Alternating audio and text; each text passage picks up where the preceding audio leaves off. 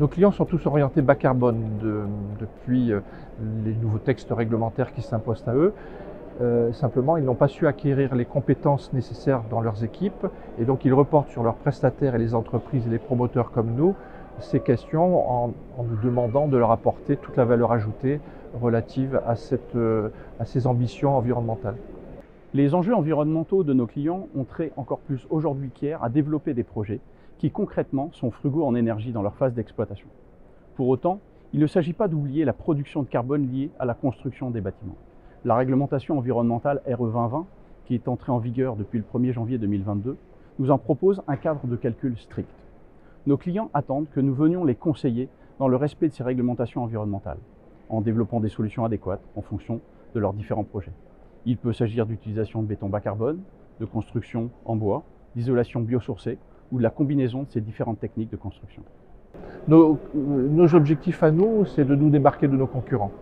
Donc, c'est d'apporter plus tôt et mieux ce type de réponse et en intégrant en interne un certain nombre de valeurs ajoutées ou en allant chercher à l'externe un certain nombre de partenaires qui vont nous aider à apporter toute la valeur ajoutée nécessaire pour répondre à ces questions. Depuis 3 ans, le groupe Eiffage publie son rapport climat. Celui-ci est accessible à toutes et tous.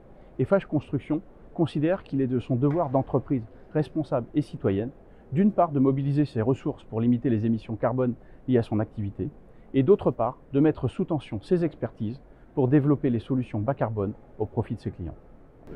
Alors, nous avons fait une première expérience dans le nord de la France, une expérience qui est concluante et dont nous pensons qu'elle va permettre d'envisager maintenant un partenariat à plus grande échelle au plan national. Pour l'instant, il s'agit surtout d'une démarche sur des logements réhabilités. Nous collaborons depuis 1 an avec Upcyclea pour notre chantier de maisons et cités basé à Rennes. Il s'agit de la réhabilitation de 550 logements dans le cadre du renouveau du bassin minier. Les travaux engagés au logement sont très importants puisqu'ils dépassent les 100 000 € par logement. Nous avons été formés par Upcyclea à leur logiciel et leur démarche d'économie circulaire. Upcyclea est en contact avec les fournisseurs de matériaux et matériels. Upcyclea a une démarche proactive auprès d'eux pour qu'ils créent le passeport circulaire de chaque produit qu'ils vendent.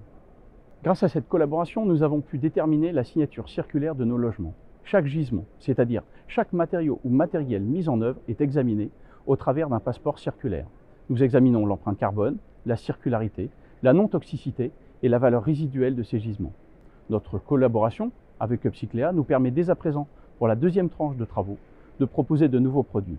Cela va concrètement nous permettre de proposer de réduire l'empreinte carbone de 1 tonne équivalent CO2 par logement et d'augmenter le pourcentage de circularité de 5%.